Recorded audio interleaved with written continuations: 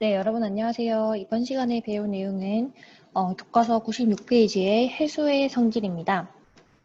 해수의 성질이라고 하면 크게 두 가지로 나눌 수가 있는데 첫 번째는 화학적 성질, 두 번째는 물리적 성질이에요. 그러니까 화학적 성질이라고 하면 그 화학 성분이 얼마나 녹아 있는가, 어떤 성분이 녹아 있는가를 얘기를 하는 거고, 물리적 성질이라고 하는 것은 우리가 기구로 막 측정하는 거 있죠. 수온이나 아니면 뭐 밀도 같은 것들을 얘기를 합니다. 자, 먼저 화학적 성질을 보게 되면 해수에는 많은 물질들이 녹아 있어요. 우리가 바닷물을 맛보게 되면 어떨까요? 그러니까 일반적으로 먹는 물과는 다르게 짠맛이 막 느껴지겠죠.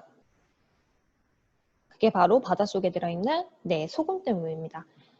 바다에는 소금만 들어있는 것이 아니라 사실은 다양한 물질들이 녹아 있는데 해수에 녹아있는 물질을 다 염류라고 얘기해요.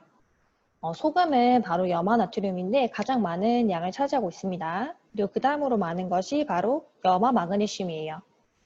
그러니까 바닷물을 마시면 짠맛이 느껴지는 것은 염화나트륨 때문이고 약간 쓴맛이 느껴지는 것은 염화마그네슘 때문이에요. 자, 근데 제주도의 바다가 더 짠지 아니면 뭐 진해의 바다가 더 짠지를 우리가 비교를 하려고 하는데 그럼 어떻게 비교할 수 있을까요? 네, 일정한 양의 해수를 퍼와서 다 증발시켜서 남는 그 염류의 양을 측정하면 되겠죠. 그래서 짠 정도를 정량적으로 나타낸 것이 바로 염분인데 염분이라는 것은 해수 1kg에 녹아있는 염료의 총량을 그람수로 표시한 것을 얘기해요. 그래서 이 염분이 많다는 거는 증발시켰을 때 염류의 양이 많다는 거기 때문에 더 짠 바다임을 알 수가 있겠죠. 이 염분을 나타내는 단위는 PSU라고 하는 단위인데 전 세계 해수의 평균 염분은 35 PSU 정도예요. 자, 이게 무슨 말이냐면 해수를 1kg 우리가 퍼왔을 때 이걸 모두 몽땅 증발을 시키면 물이 없어지게 되잖아요. 물이 없어지게 되고 남아있는 이 고체 염류를 측정을 했을 때 35g이 나왔다는 거예요. 자, 그럼 이때 해수 속에 녹아 있었던 물의 양은 965g이라는 거죠. 그래서 965 플러스 35를 하니까 1kg이 된 거잖아요. 1000kg. 자, 그래서 여러분들 그 35 PSU라는 것의 의미를 여러분들 잘 기억해야 됩니다. 자, 그러면 이 염류에는 어떤 성분들이 있는지를 한번 같이 보면은, 자, 이거죠. 자, 가장 많은 성분을 차지하는 것이 우리가 흔히 소금이라고 부르는 염화나트륨이에요. 자, 다음으로는 염화마그네슘, 황산마그네슘, 황산칼슘, 황산칼륨 등이 있죠. 자, 이런 염류들은 도대체 어디에서부터 온 걸까요? 원래 원시 바다는 빗물이 그냥 고여서 만들어진 거였어요. 근데 시간이 지나게 되면서 점점 바다가 짜게 된 거죠. 이거 전설이 있는데 욕심 많은 그 맷돌 아저씨라는 얘기 들어봤어요, 여러분? 네, 이 아저씨가 그 전설에 나온 아저씨인데 소금은 옛날에 화폐로 많이 사용이 됐어요. 그러니까 이 이름에서도 알 수 있듯이 금이 들어가 있잖아요. 그러니까 냉장고가 없는 시절에는 음식물을 오랫동안 보관하기 위해서 소금에 염장을 하는 경우가 많았는데 소금이 그래서 많이 사용이 됐겠죠? 그래서 굉장히 비쌌어요. 근데 이 맷돌이 돌리기만 하면 계속 소금이 나오는 거죠. 이 사람은 자기가 부자가 될 생각에 그 이웃 사람의 맷돌을 뺏었습니다. 맷돌 뺏어가지고 막 도망을 가고 있는 상황이에요. 이 사람이 너무 욕심이 많으니까 계속 이렇게 맷돌을 돌린 거죠. 그 결과 어떻게 됐을까요? 이 배가 가라앉게 되면서 이 맷돌도 가라앉아서 지금 현재까지도 계속 이 요술 맷돌이 소금을 만들어내고 있다는 썰입니다. 근데 이게 완전 과학적으로 말이 안 되는 건 아닌 게 실제로 바닷속에 있는 소금 있죠. 이 소금도 돌에서부터 유래가 된 게 맞아요. 그게 무슨 말이냐면 우리가 비가 많이 내리게 되면 흙탕물이 막 이렇게 내려가잖아요. 그 흙탕물이 결국 어디로 갈까요? 바다로 가죠. 암석 속에는 그 나트륨이나 마그네슘, 칼슘과 같은 그런 이온들이 많이 있어요. 근데 이런 이온들이 그 비를 타고 비에 의해서 용해되어서 하천수나 지하수를 따라서 이제 바다로 흘러가게 되면은 이제 바다를 구성하게 되는 거예요. 자, 그리고 그 염소나 아니면 황산이온 같은 것들은 그 해저에 있는 화산활동이 있죠. 화산활동에서 나오는 가스들에 이 염소나 황산이온이 많아요. 자, 이런 것들이 바다로 유입이 되면 두 개가 결합해서 NaCl, 즉 염화나트륨이 만들어지는 거예요. 자, 그래서 나트륨, 마그네슘, 칼슘, 칼륨 등의 이온은 지표를 이루는 암석이 풍화되어 물에 녹은 것이고, 자, 여러분들 96페이지에 맨 밑에 있는 그림에 있죠. 지금 선생님이 노란 색깔로 표시하는 것들이 바로 네, 암석에서부터 나온 것들이에요. 지표의 암석. 자, 그리고 염소가 CL이죠. 염소나 황산이온은 해저 화산이 분출할 때 화산 기체가 녹은 것. 지금 주황 색깔로 표현한 것들이 바로 해저 화산에서부터 유래한 것들입니다.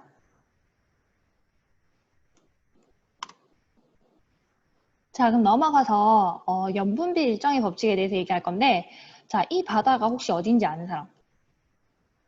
네, 여기는 수영을 못하는 사람도 물에 쉽게 뜰 수 있는 곳이에요. 네, 바로 사해입니다. 지금 여기 있는 하얀 색깔 결정들이 바로 소금이에요. 이 소금들은, 이 사해라고 하는 곳은 염분이 굉장히 높은 곳이어서 밀도가 높아요. 그래서 우리가 수영을 하기가 굉장히 쉽습니다. 그래서 이거는 전 세계에 있는 바다의 염분을 나타낸 건데 우리 아까 봤던 사해는 이 지역이에요. 그러니까 여기가 홍해가 있고 이 안쪽으로 들어가면 사해가 있는데 이 지점을 보니까 염분이 굉장히 높은 것을 볼 수가 있죠. 자, 그리고 우리나라로 와서 보니까 우리나라는 대략 33.5 BSU 정도예요. 33 BSU 정도. 자, 그리고 다른 나라들을 막 보니까 지금 표층 염분이 굉장히 다양한 것을 볼 수가 있죠. 자, 근데 이 염분이 높다는 거는 그만큼 바다가 짜다는 거잖아요. 근데 신기한 게 이렇게 더 짜다고 해서 뭐 그 비율이 아까 염화 마그네슘, 염화 나트륨 등의 비율 있잖아요. 그 비율은 항상 일정합니다. 더 짜다고 해서 어떤 원소가 더 많고 이런 게 아니에요. 그러니까 비율을 좀 쉽게 하자면 만약에 사해가 우리나라에 비해서 염분이 2배였다고 가정을 하면은 염화 나트륨의 비율도 우리나라의 2배고 염화 마그네슘의 비율도 우리나라의 2배라는 거예요. 즉, 각 해양의 염분은 서로 다를 수 있지만 해수에 녹아있는 주요 원소들의 상대적인 비율은 거의 일정하다는 거죠. 그래서 전 세계 바다는 잘 혼합되어 있다는 것을 우리가 알 수가 있습니다. 그리고 이것을 염분비 일정의 법칙이라고 얘기해요. 자, 97페이지에 위에 올라가면 표층 염분을 나타낸 그래프가 있는데 자, 지금 잘 보니까 이 표층 염분 그래프는 염분이 높은 곳도 있고 낮은 내역도 있는데 자, 일단 위도별로 한번 보도록 합시다. 자, 위도별로 보면은 우리 보통은 더운 지역이 염분이 높을 것 같잖아요. 가장 더운 지역이 어딜까요? 네, 위도 영도 지역이죠. 영도 지역을 가서 보니까 이렇게 되어 있는데 영도 지역은 다른 지역에 비해서 염분이 높진 않다고 했죠? 염분이 오히려 낮은 수치를 보이고 있죠. 자, 그 이유가 뭘까요? 지금 영도 부근에서는 지금 파란 색깔 선이 바로 강수량인데 강수량 값이 크고 증발량 값이 작잖아요. 즉 비는 많이 내리는데 증발되는 값이 작기 때문에 염분이 낮게 측정되는 거예요. 반면에 염분이 높은 이 지역이 대략 20에서 30도 사이죠. 그래서 위도 30도 정도를 가서 보면은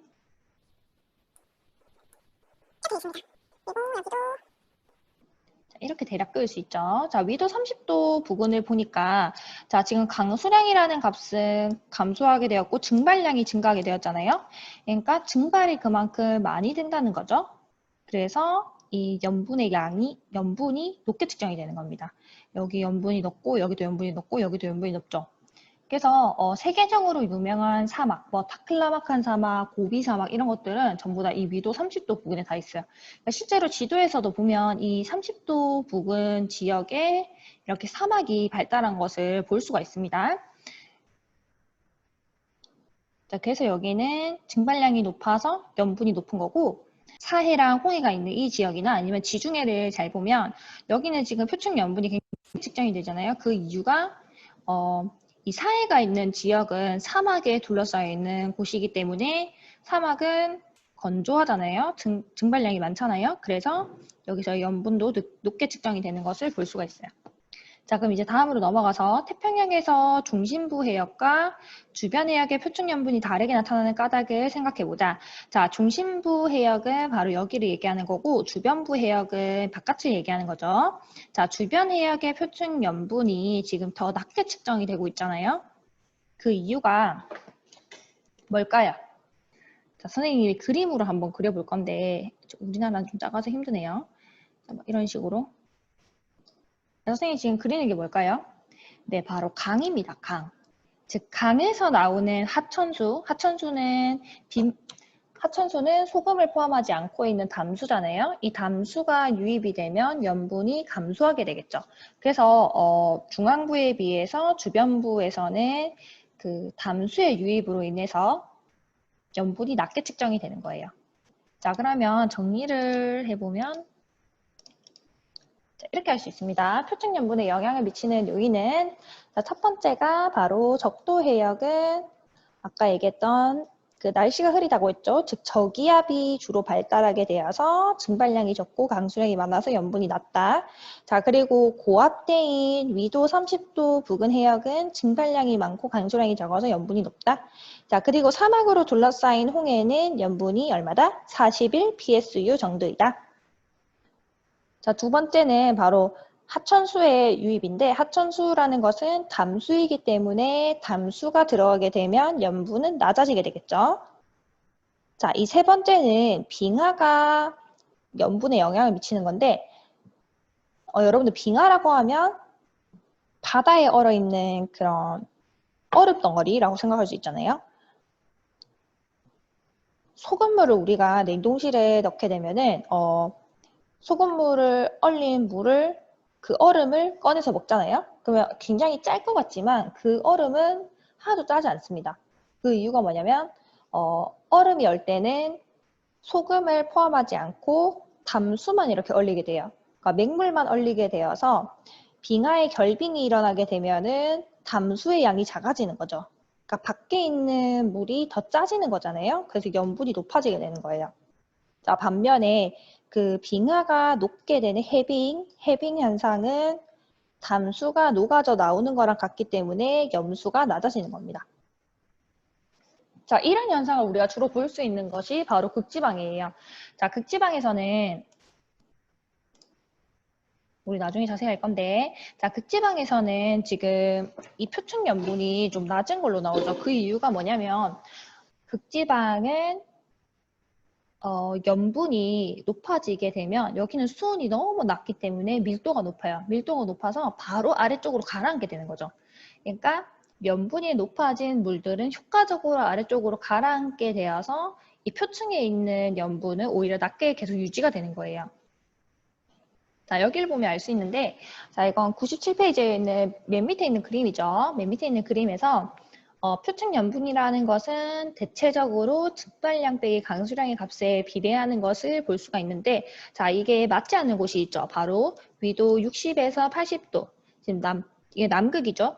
그리고 여기가 북극 주변인데, 자, 남극과 북극 주변에서는 지금 증발량 빼기 강수량이 높기 때문에 우리가 표층 염분이 높을 것으로 예상을 했지만 오히려 표층 염분이 낮게 측정이 되잖아요. 그 이유가 이 고염수, 그러니까 염분이 높아진 물들이 아래쪽으로 가라앉기 때문에 표층에 있는 염분은 낮게 측정이 되는 거예요. 자, 그래서 이 그래프를 정리를 하면은 염분 분포는 대체적으로 이것에 일치한다. 하지만 극해역에서는 빙하의 영향이 더 크게 작용하여 일치하지 않는다. 이렇게 그냥 정리를 하면 됩니다. 자, 다음으로 넘어가서 용존 기체에 대해서 보도록 합시다. 교과서는 98페이지예요. 자, 용존 기체는 말 그대로 물속에 녹아있는 기체라는 뜻인데 이 귀여운 바다 표범 있죠? 이 바다 표범도 바닷속에 녹아있는 기체를 먹고 살 수 있는 거예요. 누굴까요? 네, 바로 산소입니다. 그래서 산소를 물속에 녹아있는 산소를 마셔서 이런 해양 생물들이 살 수 있는 거죠. 자, 그래서 마찬가지로 이산화탄소, 질소와 같은 그런 기체들도 바닷속에 많이 녹아 있어요. 자, 이걸 우리가 어떻게 알 수가 있냐면 간단히 비유해서 이런 탄산음료 있죠. 이 탄산음료는 이름에서도 알 수 있듯이 이산화탄소가 녹아서 만들어진 음료예요. 자, 녹는다는 표현은 어떻게 볼 수가 있냐면, 자, CO2가 바로 기체죠. 이 기체가 이렇게 있고, 이것이 물에 녹게 되면 이온이 되는데, 이 이온 상태가 HCO3-예요. 그러니까 기체에서 이제 이온 상태로 녹게 되는 것, 이것을 우리가 바로 용해라고 얘기합니다. 용해라고 얘기를 하고 이 용해를 할 수 있는 능력 있죠? 이것을 바로 용해도라고 얘기해요. 그럼 용해의 반대말은 바로 뭘까요? 네, 용해의 반대말은 방출입니다. 이 이온들이 이제 기체 상태로 나가는 것을 우리가 방출이라고 얘기해요. 자, 그래서 정리하면은 이산화탄소가 탄산이온으로 많이 녹게 하려면 즉 용해가 많이 일어나야 되는 거죠. 제일 중요한 게 우리가 냉장고에 넣는 거잖아요. 그래서 수온이 낮을수록 증가하는 것이 가장 중요합니다. 수온이 낮을수록 용해도가 증가하게 되고 그리고 수압, 즉 압력이 클수록 기체가 더 잘 녹게 되고 그리고 이 짜지 않은 바다일수록 더 잘 녹게 돼요. 그래서 용해도에 영향을 미치는 요인은 수온, 수압, 염분이 있다 이렇게 잘 기억하면 됩니다. 자, 그리고 추가적인 질문인데 우리 지구온난화가 일어나게 되면 대기 중에 있는 기체의 양이 어떻게 될까요? 네, 대기 중에 있는 기체의 양은 늘어나게 됩니다. 그 이유는 수온이 높아지게 됨에 따라서 해수의 용해도가 감소하게 되는 거죠. 용해도가 감소하게 되면 이 탄산이온의 방출이 많아지기 때문에 이 공기 중에서 CO2의 함량이 많아지게 되는 거예요. 이 CO2는 온실기체이기 때문에 다시 또 온실효과를 내서 지구온난화가 더 반복이 되는 거죠. 자, 다음 그래프는 용존산소랑 용존 이산화탄소에 대한 내용인데 자, 가로축이 바로 이 기체의 농도예요. 자, 지금 산소는 1, 2, 3, 4, 5, 6이라고 되어 있고 이산화탄소는 44, 46, 48 이렇게 되어 있죠. 지금 단위가 이산화탄소가 훨씬 더 높은 것을 볼 수가 있습니다. 자, 그래서 이산화탄소가 더 용해가 잘 된다는 거죠. 그래서 얘는 용해도가 높다는 것을 볼 수 있어요. 첫 번째 용존산소의 농도 먼저 보도록 합시다. 자, 바다에서 산소가 어떻게 생성될 수 있을까요? 네, 맞아요. 바로 그 바다에 살고 있는 그런 해조류, 미역 같은 애들이죠. 그런 애들이 광합성에 의해서 산소를 방출하게 되면 이제 산소가 높아지게 되는 거죠. 자, 근데 광합성이라는 것은 중요한 게 빛이 반드시 있어야 되죠. 그래서 너무 깊게 들어가게 되면 광합성이 일어날 수 없어서 식물들은 대부분이 이 표면에 있습니다. 얕은 수심에서 있는 거죠. 자, 그림으로 한번 같이 보면, 자, 수심이 얕은 곳에서는 이런 식물이 빛을 받으면 이산화탄소를 흡수해서 산소를 방출하는 거예요. 자, 그래서 그 표면에서는 산소의 농도가 높은 겁니다. 자, 근데 이제 수심이 한 1000m 정도 부근으로 가게 되면은 이제 산소 농도가 어떻게 됐어요? 한 1 정도로 감소하게 되었죠. 아까 6기였는데 1 정도로 감소하게 된 거잖아요. 그 이유가 뭘까요? 이제 수심이 깊어서 식물들은 많이 살지 않고 있는데 동물들은 그대로 많이 살고 있죠. 자, 더불어서 동물들이 죽게 되면 그런 사체들이 이렇게 막 내려올 거잖아요. 내려오게 되면은 이제 박테리아 같은 것들이 분해하게 되면서 산소를 많이 사용하게 됩니다. 그래서 이제 산소의 농도가 다시 낮아지게 되는 거예요. 그러니까 그림으로 보면 자, 수심 1000m 부근에서는 이런 물고기들이 호흡을 하게 되는 거죠. 우리 사람이랑 호흡 과정이 같습니다. 산소를 마시고 이산화탄소를 방출하는 거예요. 자, 그리고 호흡이랑 이 동물의 사체들의 분해, 분해 과정도 같이 적어 놓으세요. 자, 그래서 여기서는 이 산소 농도 감소했는데, 자, 이까지는 우리가 광합성 호흡만이라서 이까지는 알겠는데, 이렇게 계속 감소만 해야 되는 게 맞는 거잖아요? 이렇게 보면. 그런데 특이하게도 심해로 가면은 산소의 농도가 다시 증가하게 돼요. 자, 그래서 심해로 가면 거의 산소가 고갈되어서 없을 것 같은데 심해에는 생각보다 많은 생물들이 살고 있습니다. 그 대표적인 것이 바로 이런 애들인데 얘가 바로 심해 아기예요. 심해 아기는 거의 빛이 없는 곳에 살고 있기 때문에 눈이 거의 트여 있다고 해요. 그리고 가능한 많은 먹이들을 입에 넣을 수 있게 입이 굉장히 크게 발달해 있고, 자, 그리고 앞에 있는 이 불빛 있죠? 이거는 그 오징어 같은 뭐 플랑크톤이나 그런 먹이처럼 보이기 위해서 위장을 한 겁니다. 이걸로 그 짝짓기를 할 때 다른 것들을 막 유혹하기도 한다고요. 자, 아무튼 이런 심해에도 이런 어류들이 살 수 있는 이유는 바로 뭐냐면 아까도 잠깐 얘기를 했는데 자, 극지방에서는 온도가 굉장히 낮죠. 근데 여기서는 염분이 높아지게 된 해수는 밀도가 되게 높아지잖아요. 온도도 낮고 가뜩이나 차가운데 소금기도 많이 들어가게 되니까 물이 굉장히 무거워져서 아래쪽으로 가라앉게 되는 거예요. 아래쪽으로 가라앉은 이런 해수들은 바닥을 타고 흘러가지고 우리나라까지 오게 됩니다. 그래서 이 바닥을 타고 내려가는 해수들을 우리가 심층수라고 얘기를 하는데, 자, 얘가 원래는 극지방에서는 표면에 있었던 해수였잖아요. 그래서 표면에 있으면서 산소 농도가 높아졌겠죠. 그래서 심층으로 이렇게 되더라도 높은 산소가 유지가 되는 거예요. 자, 그래서 극해역의 표층수가 유입되면서 산소의 농도가 증가했다고 정리할 수 있습니다. 자, 그럼 다음으로 넘어가서 이산화탄소의 농도를 한번 보게 되면은, 자, 지금 표층에서는 광합성에 의해서 이산화탄소의 농도가 낮아지게 되겠죠. 자, 광합성이 일어나면 이산화탄소를 사용하기 때문에 이산화탄소의 양은 감소하게 돼요. 자, 근데 이제 수심 1000km 부근이 되니까 이제 이산화탄소의 농도가 증가했죠. 그 이유는 네, 호흡이나 아니면 분해에 의해서 이산화탄소가 생성되었기 때문이에요.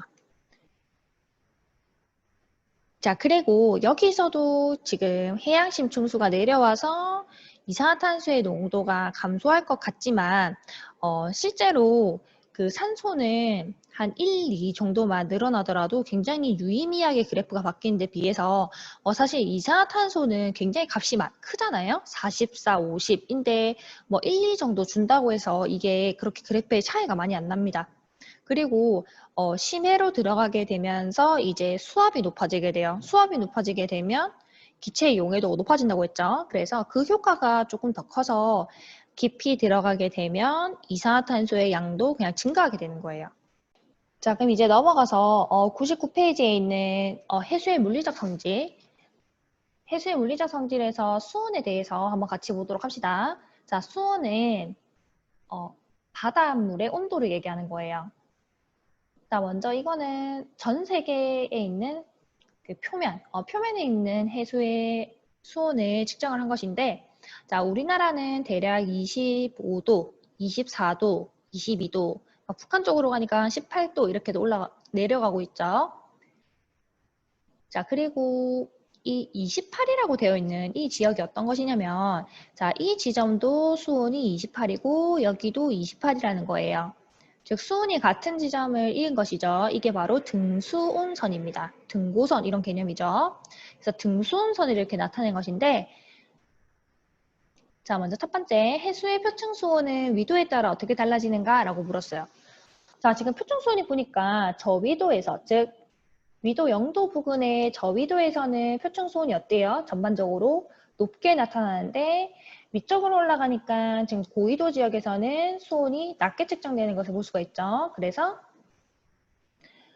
위도가 높아짐에 따라 수온이 낮아진다라고 정리할 수 있는데 그리고 여기서 특이한 점이 있어요. 지금 등수온선의 분포가 거의 남반구 보세요. 거의 지금 위도에 나란하죠. 그 이유가 뭘까요? 네, 위도에 따라서 들어오는 햇빛의 양이 다르기 때문에 지금 수온에도 차이가 나는 거예요. 자, 그래서 등수온선은 위도와 거의 나란하다. 그 이유는 해수의 표층 수온이 태양 복사 에너지의 영향을 받기 때문에, 자, 태양 복사 에너지라는 것을 쉽게 표현하면 햇빛이죠. 자, 햇빛이 많이 들어올수록 수온이 높아진다. 이렇게 보면 됩니다.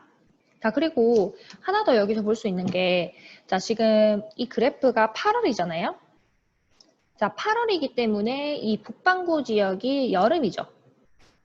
여름이라서 전반적으로 지금 수온이 따뜻한 것을 볼 수가 있고, 남반구 지역은 겨울이잖아요. 8월에 겨울입니다. 그래서 호주나 남미 같은 곳에서는 크리스마스가 여름이에요. 계절이 우리랑 반대이기 때문에. 그래서 겨울이기 때문에 여기는 전반적으로 수온이 낮은 것도 우리가 볼 수 있어요.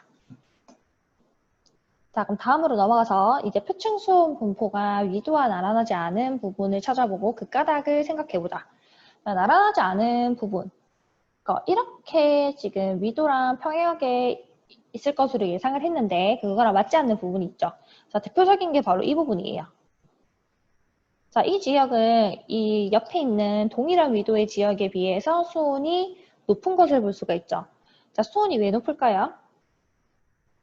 자, 이것은 바람이랑 연관을 지어야 되는데 이 적도 부근에서 부는 바람이 있습니다. 무역풍이라고 하는 바람이 있는데 이것으로 인해서 무역풍이 이렇게 막 불게 되면은 뜨거운 해수들이 서쪽으로 다 이동하게 되는 거예요. 그래서 동쪽에 비해서 서쪽이 해수가 전반적으로 따뜻합니다.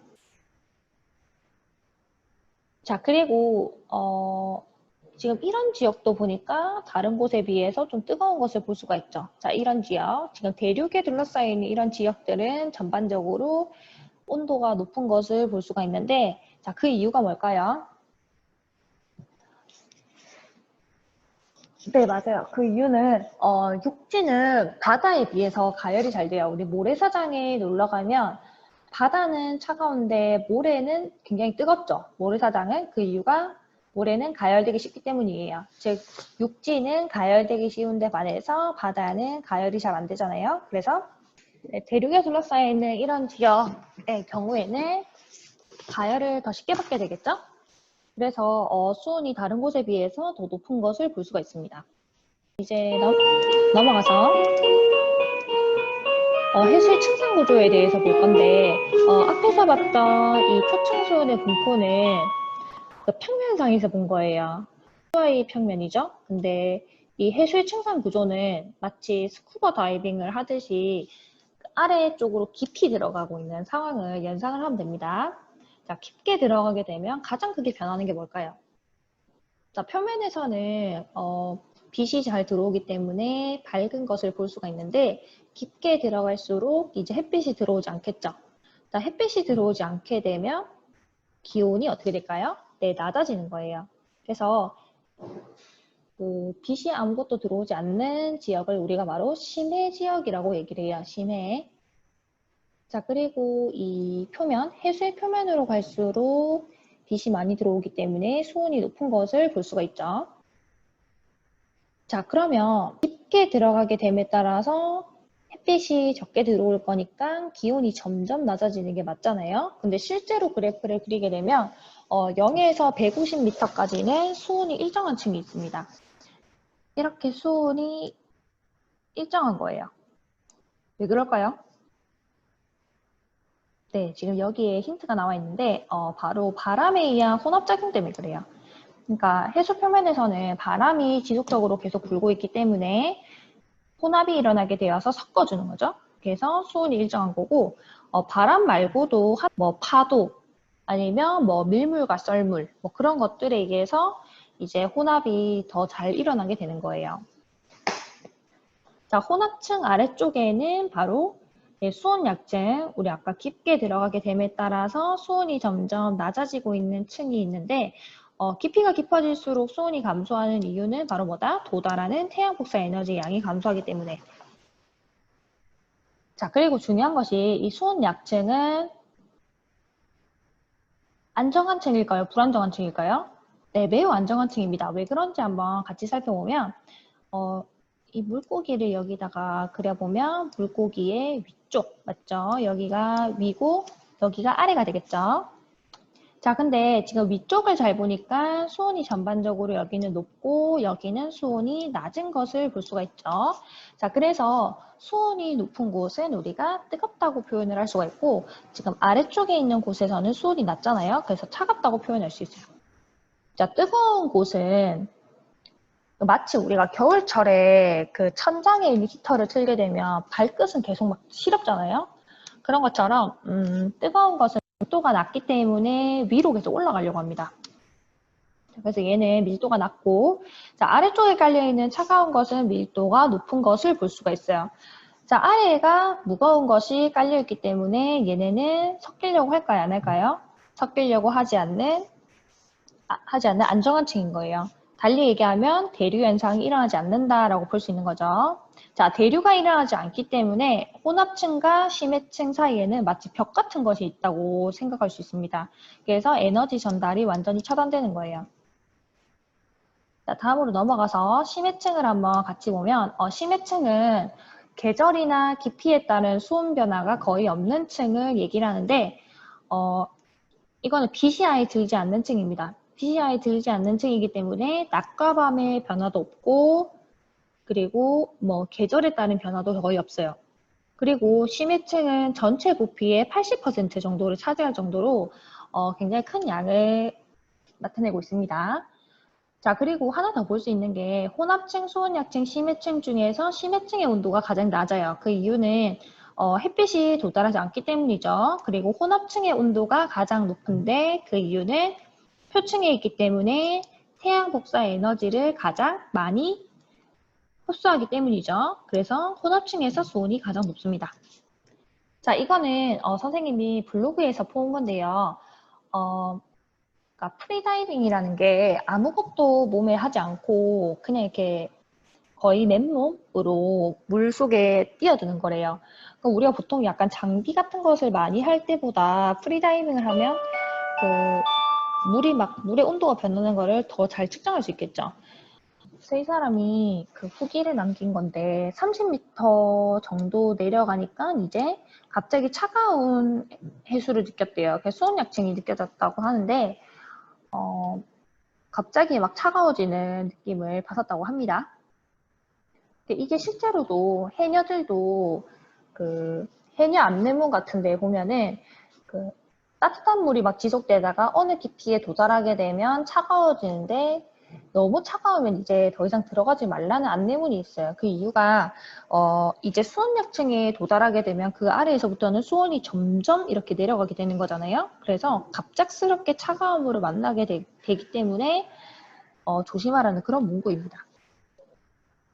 자, 그리고 여기서 또 특이한 게 하나가 더 있죠. 지금 선생님이 이거는 중위도 지방을 나타낸 것인데 중위도 지방에서는 수온약층이 150m부터 시작이 됐잖아요. 근데 이 사람은 적도 인근에서 프리다이빙을 한 사람인데 지금 30m 정도에 도달하게 되니까 수온약층이 느껴졌다고 얘기했죠. 자, 그래서 중위도 지방보다 저위도 지방에서는 수온약층이 더 얕은 곳에 분포하는 것도 볼 수가 있어요. 자, 이걸 한번 자세히 보면 여러분들 100페이지에 나와 있는 100페이지의 밑에 내용이 나와 있죠. 위도별 해수의 층상 구조를 볼 수 있어요. 자, 위도별로 해수는 다르게 나타나는데 자, 첫 번째가 저위도. 저위도는 그 열대 지방, 즉 위도가 낮은 지역이에요. 자, 위도 낮은 지역은 당연히 태양 복사 에너지의 양이 많기 때문에 수온은 가장 높죠. 자, 그리고 중위도로 가면 수온이 약간 낮아지고 있고 고위도로 올라가면 수온이 매우 낮은 것을 볼 수가 있어요. 자, 근데 이 수온이 일정한 층, 표층으로부터 수온이 일정한 층을 우리가 혼합층이라고 얘기를 했는데 자, 지금 보니까 저위도 지역에서는 혼합층의 두께가 뭐 대략 이 정도죠. 맞죠? 정확히 지금 안 나와 있네요. 이 정도인데 중위도 지방에서는 이렇게까지 깊죠. 이걸 보고서 이거 우리가 뭐라 할 수 있을까요? 지금 저위도의 바람이 세다, 중위도의 바람이 세다. 네, 그렇죠. 중위도가 훨씬 더 바람이 세다는 것도 우리가 알 수가 있어요. 그러니까 혼합층이 좀 더 두껍게 발달해 있기 때문에 중위도에서의 바람이 더 세다. 자, 그리고 이 수온이 감소하는 층이 바로 수온 약층인데 지금 심해층에서의 온도는 4도 정도로 둘 다 비슷합니다.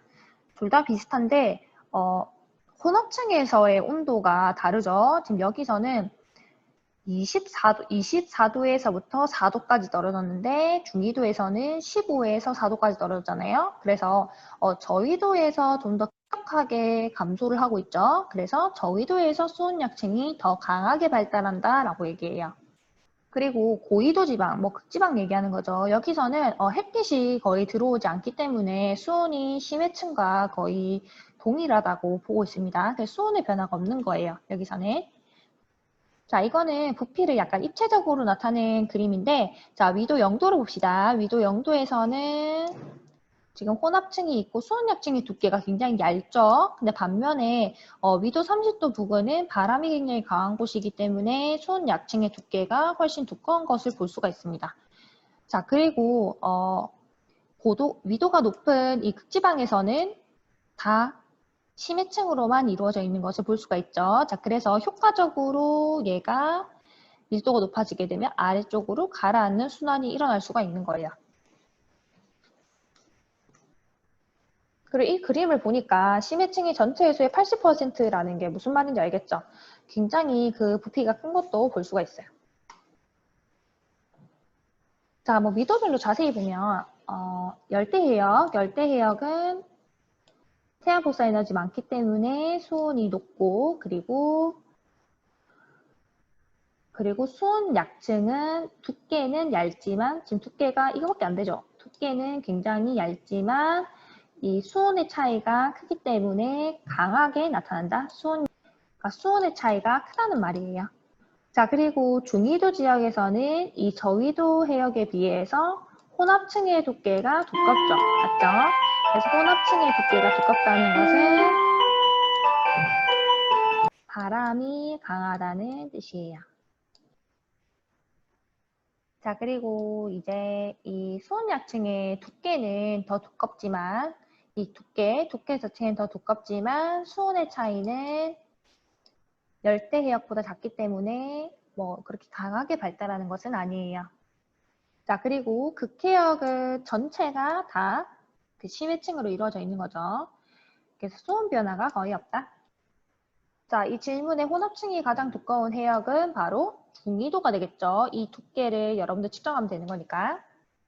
자, 그럼 이제 101페이지로 넘어가서 해수의 밀도에 대해서 한번 같이 보면은, 자, 밀도라는 것은 단위 부피당 질량을 얘기하는 거예요. 물이 있고 식용유를 같이 부어 놓으면 그 식용유가 물 위에 뜨게 되잖아요. 그 이유가 뭘까요? 네, 식용유가 밀도가 낮기 때문이에요. 식용유를 훨씬 더 많은 양을 붓더라도 식용유는 전부 다 물 위에 뜨게 됩니다. 그게 질량이나 무게랑은 다른 개념이에요. 그래서 밀도라는 것은 단위 부피당 질량이기 때문에 얘가 뜰 건지 가라앉을 건지를 결정을 짓는 요인인데, 자, 이걸 보면 얘가 소금물의 정도에 따라서 다른 거거든요. 자, 소금물의 양에 따라서 다른 건데 소금물이 아무것도 없을 때는 계란이 바로 가라앉게 돼요. 근데 소금물을 한 5숟가락 정도 넣게 되면은 이제 계란이 살짝 뜨게 됩니다. 그 이유가 이 소금물의 밀도가 높아졌기 때문이죠. 자, 그리고 소금물을 10숟가락 넣게 되면은 이 소금물의 밀도가 훨씬 더 높아지게 되어서 계란이 완전히 뜨게 되는 것을 볼 수가 있어요. 자, 그래서 이 계란이 지금 이 상태에서 더 이상 움직이지 않고 평형을 이루게 되는데 이때 아래쪽으로 내려가게 되는 중력, 그러니까 이 중력은 밀도죠. 이 계란의 밀도, 바깥에 있는 이 소금물의 밀도의 차이가 바로 부력인데 이 부력이 중력이랑 평형을 이루게 돼서 이 위치에서 계속 유지가 되는 거예요. 쉽게 정리를 하면은 밀도라는 것에 의해서 우리는 밀도가 높은 것은 가라앉게 되고 밀도가 낮은 것은 뜨게 된다. 이렇게 그냥 생각하면 됩니다. 자, 밀도에 영향을 미치는 요인에는 여러 가지가 있는데 첫 번째가 바로 그 소금물이에요. 그러니까 바닷물에 소금을 많이 넣게 되면 당연히 염분이 높아지게 되죠. 염분이 높아지게 되면 단위 부피당 질량이 늘어나는 거기 때문에 밀도가 높아지게 돼요. 그래서 이 실험을 보면 얘네 이 두 물은 온도는 같습니다. 온도는 같은데 여기는 소금을 훨씬 더 많이 넣은 거예요. 그래서 여기에 조심스럽게 붓게 되면 아래쪽으로 지금 가라앉고 있죠. 그러니까 막 섞이는 게 아니라 아래쪽으로 이렇게 가라앉아서 저층을 흐르게 되는 거예요. 그래서 소금물의 밀도가 훨씬 더 높은 것을 볼 수가 있고, 자, 이거는 그러니까 시원하기 때문에 얘가 이렇게 붓게 되면 아래쪽으로 전부 다 깔려 있는 것을 볼 수가 있어요. 그래서 해수의 밀도는 수온이 낮고 염분이 높고 수압이 높을수록 크게 됩니다. 이 중에서 가장 큰 영향을 미치는 요인은 바로 수온이에요. 그러니까 수온이 밀도에 가장 큰 영향을 미칩니다. 밀도라고 하는 것은 그 수온과 염분의 그래프로 나타낼 수가 있는데, 자, 지금 여기 있는 것이 바로 밀도예요. 밀도를 막 이렇게 나타낸 건데 아래쪽으로 갈수록 밀도가 높아지고 있죠. 자, 그 이유가 수온이 낮을수록 밀도가 낮아지고 그리고 염분은 점점 높아질수록 밀도가 높아지기 때문이에요. 자, 그래서 오른쪽 아래쪽으로 내려갈수록 밀도가 높아지는 것을 볼 수가 있습니다. 자, 그래서 이런 것들을 우리가 수온 염분도라고 얘기하는데 TS도라고도 얘기해요. 자, 여기서 이 선이 의미하는 게 뭐냐면 여기 있는 점들에 있는 이 물들은 밀도가 다 동일하다는 뜻이에요. 그러니까 등밀도선인데, 자, A와 B라는 지점은 지금 수온과 염분이라는 값이 다르지만 사실은 밀도가 동일해요. 자, 지금 여기서는 수온이 10도이고 염분이 뭐 32.4 정도이죠.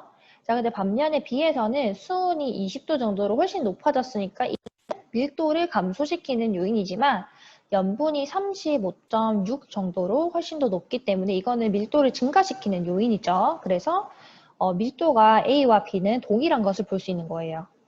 그래서 이 조합이 다르더라도 밀도는 같을 수 있다. 이렇게 정리할 수 있습니다.